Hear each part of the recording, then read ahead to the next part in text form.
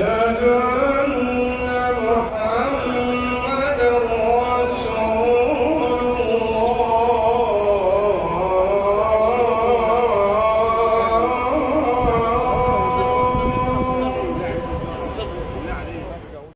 باللہ من الشیطان الرجیم بسم اللہ الرحمن الرحیم۔ حجر اسود عربی زبان کے دو الفاظ کا مجموعہ ہے۔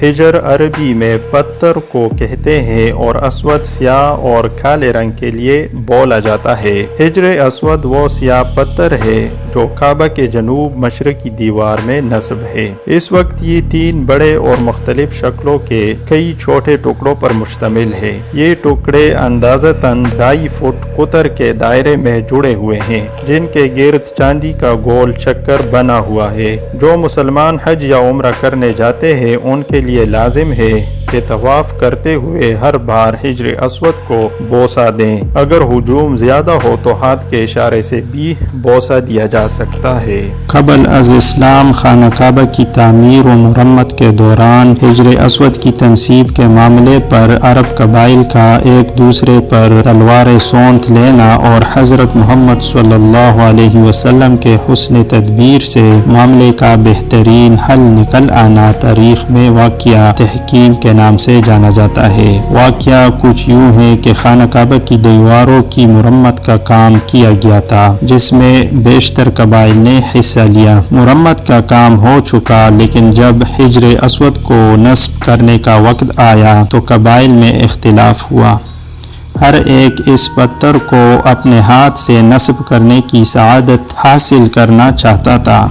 اس مسئلے نے نازک صورتحال اختیار کر لی، اختلافات بڑھے اور ایک بڑی جنگ کے آثار پیدا ہونے لگے تھے کہ یہ تجویز پیش کی گئی کہ جو شخص کل صبح سب سے پہلے حرم میں داخل ہوگا اس کا فیصلہ قبول کر لیا جائے گا۔ دوسرے دن جو شخص سب سے پہلے حرم میں داخل ہوا وہ حضرت محمد صلی اللہ علیہ وآلہ وسلم تھے۔ آپ کو دیکھ کر سب نے پکارا، امین آ گیا اور ان کا فیصلہ ہمیں قبول ہوگا۔ اس طرح آپ صلی اللہ علیہ وسلم کا حکم مقرر کیا گیا۔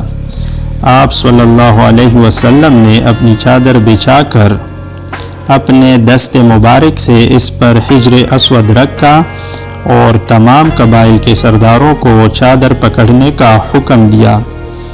اس طرح تمام قبائل کے سرداروں نے چادر پکڑ کر اس جگہ رکھی جہاں یہ مبارک پتھر نصب کرنا تھا۔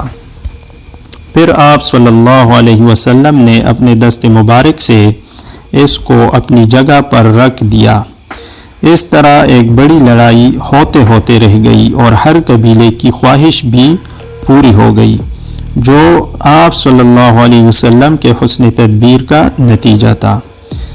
اس وقت آپ صلی اللہ علیہ وسلم کی عمر 35 سال تھی۔